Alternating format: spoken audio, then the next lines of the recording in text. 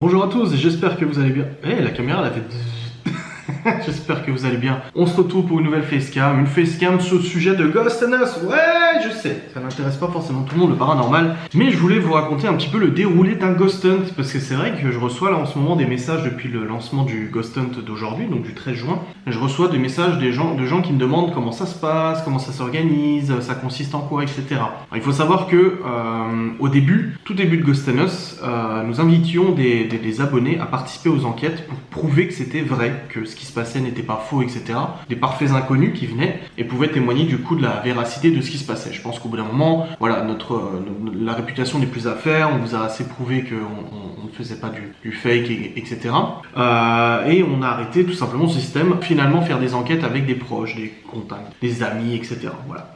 Parce que c'est pas forcément toujours évident de le faire tout seul ou à deux, les enquêtes avec aussi peu de nombre. Et c'est toujours mieux d'avoir plus de personnes, pas trop non plus, parce qu'il arrivait des fois où il y avait beaucoup trop de monde, faire des enquêtes avec quand même 2-3 personnes de plus pour qu'on puisse confronter les idées, confronter les ressentis et tout ça. Enfin voilà, moi j'aime bien ce système. En plus là, vis-à-vis de Cédric et Vanessa qui ont participé à la dernière enquête, ça nous a permis aussi de rajouter une caméra supplémentaire qui n'était pas négligeable. Au niveau des Ghost Hunt, en fait, c'est quoi? Les Ghost Hunt, c'est un événement spécial organisé du coup pour permettre à des inconnus et des amateurs de paranormal, donc des personnes qui n'y connaissent pas forcément grand chose et qui n'ont pas l'habitude de côtoyer tout ça ou d'utiliser du matériel, de pouvoir participer à une enquête paranormale, à une soirée paranormale pour voilà, tester un peu la chose, pour expérimenter un petit peu le paranormal s'il se passe quelque chose, parce qu'il se passe pas forcément toujours quelque chose quand on fait des enquêtes. Un Ghost Hunt, ça s'organise comment? Alors de mon côté, il y a tout un travail de préparation, de repérage du lieu, de planification du lieu, de planification du tournage, parce que voilà, il y a toujours une vidéo qui est tournée pour le Ghost Hunt qui est diffusée après aux participants. Il y a aussi un repas à préparer, il y a aussi un briefing à préparer, il faut expliquer aux gens un petit peu comment ça se passe, ce qu'il faut faire, ce qu'il ne faut pas faire. Le fait d'aller sur place, le fait de préparer du coup un panier repas aussi sur place, parce que les enquêtes peuvent durer plusieurs heures et on fait des fois des pauses pour manger un coup, boire un coup, etc. Enfin voilà,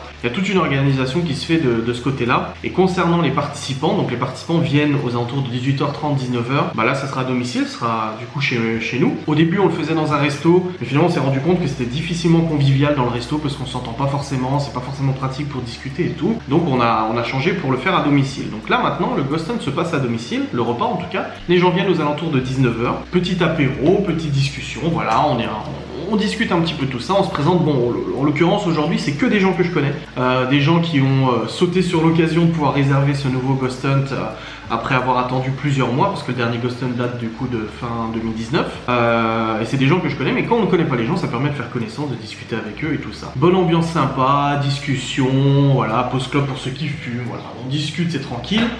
On prend l'apéro, tout le monde mange, donc c'est un buffet qui a été sélectionné au préalable par votation par les participants, avec un dessert aussi qui a été sélectionné par les participants, et puis les boissons de volonté, tout ça, voilà, un vrai repas complet avant enquête. Le repas se passe et tout ça, on discute tranquille, et à la fin du repas, généralement, ou pendant le repas, ça dépend un peu comment ça va, on y va un peu au feeling, on explique un peu les règles des Ghost Hunt. Il y a une fiche explicative à chaque fois. Résume les règles de bonne conduite pendant un Ghost Hunt. C'est-à-dire, on ne court pas, on ne crie pas, on ne part pas avec le matériel à l'autre bout du lieu sans prévenir ou quoi que ce soit, on reste groupé. Si quelqu'un commence vraiment à paniquer, il ne faut pas hésiter à le dire. On ne chuchote pas non plus parce qu'il faut qu'on puisse entendre correctement les choses, si quelqu'un avait parlé ou pas, parce que forcément, si quelqu'un chuchote parmi les 8-9 personnes, c'est généralement 8 participants plus les organisateurs, tu te demandes toujours si quelqu'un a chuchoté alors que c'est pas forcément le cas. Voilà. Il y a des règles de bonne conduite comme ça qui sont définies. Ça s'est toujours bien passé sauf 2 fois où il y a eu des personnes qui respectaient pas vraiment ça. Une personne qui prenait ça à la rigolade et qui se foutait carrément de la gueule de tout le monde, et une autre personne qui en faisait qu'à sa tête, qui prenait la caméra et qui partait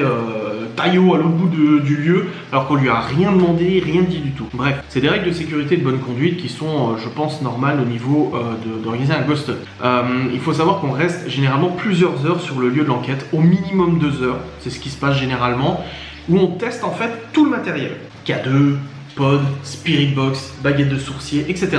On teste tout le matériel qu'on a avec les participants et on essaie d'analyser les résultats en direct. L'objectif c'est pas de monter une enquête après, l'objectif c'est de vivre l'enquête sur place, sur le moment bien précis. Et très honnêtement, de tous les Ghost Hunt que j'ai organisés, il s'est souvent passé quelque chose, parfois des choses folles. D'ailleurs il y a 2 personnes qui viennent avec un ami ce soir, et ces 2 personnes là ont vécu des trucs ouf. Il y a 2 autres personnes qui ont parti à plusieurs Ghoston qui reviennent régulièrement, qui ont aussi vécu des trucs ouf avec moi. Et ben j'ai hâte d'aller ce soir du coup au Ghoston parce que c'est un hôpital psychiatrique abandonné, oui, qui est fortement réputé hanté et tout ça. C'est pas la porte d'à côté, mais bon, ça vaut le coup du déplacement et tout. Voilà, j'ai très hâte parce qu'on sort vraiment du cadre des émissions qu'on produit. On n'est plus dans le cadre d'émissions qui est produit une fois par mois, on est dans le cadre de passer un bon moment avec des abonnés, avec des personnes qui n'y connaissent pas forcément grand chose mais qui ont envie de vivre le truc. Voilà, donc c'est vraiment, c'est ça qui est fou, c'est que parmi quasiment tous les participants des Ghost Hunt,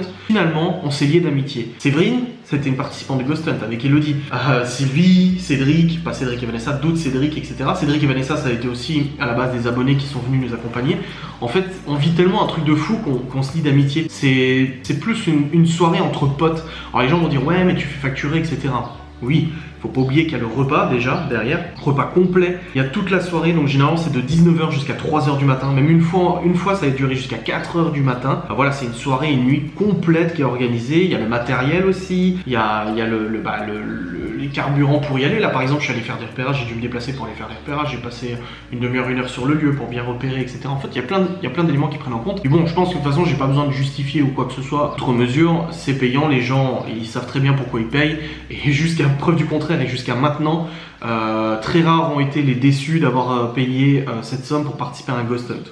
Là-dessus, moi j'ai l'esprit tranquille et je sais que la prestation visiblement tient le coup vis-à-vis du prix payé. Il faut aussi savoir que légalement, il est demandé une pièce d'identité pour participer au Ghost Hunt à mesure où c'est interdit aux mineurs et que je suis obligé de vérifier que les personnes qui ont payé sont bien les personnes qui viennent sur place, qu'il n'y a pas quelqu'un qui essaie de prendre l'identité de quelqu'un ou voilà des personnes qui se font passer pour quelqu'un d'autre. Il est aussi interdit de filmer, d'enregistrer pendant le Ghost Hunt, que ça soit ici parce que ça reste chez moi, que ça soit ici ou pendant le Ghost Hunt, c'est moi qui détiens le matériel d'enregistrement et pas les autres. Vous pouvez pas ramener votre propre enregistreur ou quoi que ce soit. Donc ça, voilà, je pense que c'est tout à fait normal parce qu'on n'a pas envie d'être filmé à notre insu. Et il y a aussi un droit à l'image qui est signé de la main de tous les participants qui me permet d'exploiter photos, audio et vidéos si besoin sur les réseaux sociaux, sur internet, sur YouTube et tout ça. Voilà, c'est juste banal, c'est normal, mais c'est nécessaire de faire signer tout ça parce que même si on a absolument confiance envers les personnes qui viennent, on sait jamais, on n'est jamais à l'abri d'un changement d'avis ou quoi que ce soit. Voilà, au niveau du Ghost Hunt, ça c'était un peu le point un peu chiant, voilà, paperasse et tout ça, mais c'est vraiment super intéressant. On a des gens qui viennent d'Orléans, on a des gens qui sont venus de Normandie, des gens qui viennent de Suisse, il y a des gens qui sont venus du nord de la France et tout. On a vraiment des gens qui viennent de partout, qui font des centaines de kilomètres pour participer à ce Ghost Hunt. Et croyez-moi, c'est beaucoup de pression, hein. Beaucoup de stress. Là, ça fait depuis le début de semaine que je suis très stressé par le Ghost Hunt. Là, Laura m'en a reparlé hier, elle m'a dit ça va pas, non, je suis tracassé, il y a le Ghost Hunt, j'ai du boulot et tout ça. Faut que les gens puissent passer un bon moment, mangent correctement, n'aient pas la sensation d'avoir été floués au niveau du repas, puissent boire à leur guise, alors sans alcool bien entendu, la fête est plus folle. Voilà, j'ai vraiment le stress en fait d'apporter tout ce que je peux, de donner tout ce que je peux pour que les gens passent un bon moment. Comme je vous ai dit jusqu'à maintenant, à part quelques exceptions, il y a eu 8 Ghost Hunt, 8 participants, il y a eu 8 Ghost Hunt, 8 participants, il y a eu presque 70 personnes qui ont participé au Ghost Hunt et quelques personnes seulement, moins de 5 personnes qui finalement n'étaient pas vraiment contents. Et encore, c'est difficile de dire content, c'est juste que il s'est rien passé comme phénomène, c'était un peu dommage et tout, tu vois. Mais voilà, j'ai très hâte que ça se passe, même si c'est beaucoup de stress, j'ai très hâte que ça se passe. Et je voulais vous faire une petite vidéo toute tranquille, vous voyez, c'est une vidéo vraiment pépère, juste blabla comme ça, je suis désolé, il pleut un peu, pour vous raconter un peu comment se déroule un Ghost Hunt, parce que c'est vrai que vous êtes nombreux à me demander comment ça se passe, comment on fait pour venir, etc. Il y aura un prochain Ghost Hunt qui va être organisé pour le mois de juillet. Guettez sur le site internet Ghost Hunt et sur les réseaux sociaux de Ghost Hunt Paranormal, parce que la date sera dévoilée d'ici quelques jours, voilà. Un nouveau Ghost Hunt qui sera organisé. Il se déroulera dans le même lieu qu'on ira ce soir. Donc ce soir on va dans un lieu, on ira dans le même lieu normalement, sauf changement de dernière minute. Ce qui veut dire que les personnes qui viendront ce soir, si elles viennent de nouveau au mois de juillet, elles iront dans le même lieu. Après il y en a que ça dérange pas, hein. On a des participants qui sont venus, ils s'en foutaient du lieu, ils voulaient juste être là et avoir des phénomènes parce qu'ils savaient qu'il se passait forcément des choses dans ces lieux. Donc voilà, ce soir on va peut-être avoir des voix, on va peut-être avoir de la pluie, mais d'un autre côté le lieu est fermé et la pluie c'est pas plus mal parce que je trouve que ça rajoute une ambiance assez intéressante. Ouais, je je trouve ça pas mal cette ambiance. Après, faut pas non plus que ça tombe de la grêle ou quoi que ce soit. Mais pour la première fois en Ghost Hunt, je suis moi-même stressé par le lieu. D'habitude, on va dans des lieux que je connais déjà, que j'ai déjà fait en enquête, etc., que j'ai déjà eu des résultats. Mais pour la première fois, on va dans un lieu que je connais. Putain, j'ai failli tomber, pardon. Que je connais, mais que je n'ai jamais enquêté. Jamais de la vie. Je connais son histoire. Je vais la raconter ce soir en participant. Je connais son histoire.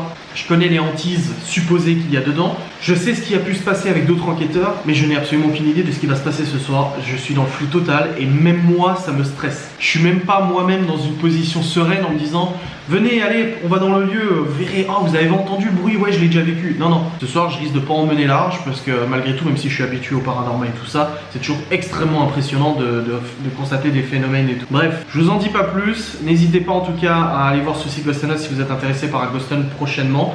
J'ai hâte que les gens viennent ce soir, j'ai hâte de les revoir parce que voilà, il y a des personnes que j'ai pas vues, mais il y a une personne que j'ai pas vue, tous les autres je les ai déjà rencontrés, c'est des personnes adorables. On a vraiment lié une amitié en fait, une amitié particulière, un lien particulier si vous voulez.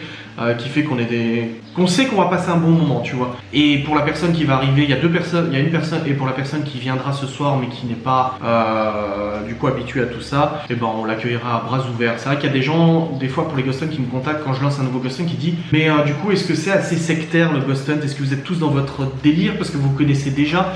Souvent en fait quand il y a des participants qui n'ont jamais participé qui contactent en disant mais est-ce qu'il y a des gens qui ont déjà participé? Et je dis oui, il y en a qui ont déjà participé qui seront là. Alors des fois ça rassure, ah c'est bien, qui reviennent, c'est que c'était bien. Et des fois ils disent ouais mais vous n'êtes pas un peu dans votre délire? Non, vous inquiétez pas, vous êtes totalement accepté, vous êtes totalement intégré au groupe, il n'y a pas de soucis, etc. Bref, je vous remercie d'avoir regardé cette vidéo qui était vraiment une vidéo mais pépère, tranquille. C'est juste que je voulais éclaircir ce point sur les Ghost Hunt de Ghost Hunt Us. Et puis j'espère qu'un jour je vous verrai en Ghost Hunt si l'aventure continue dans ce sens là. Allez, merci.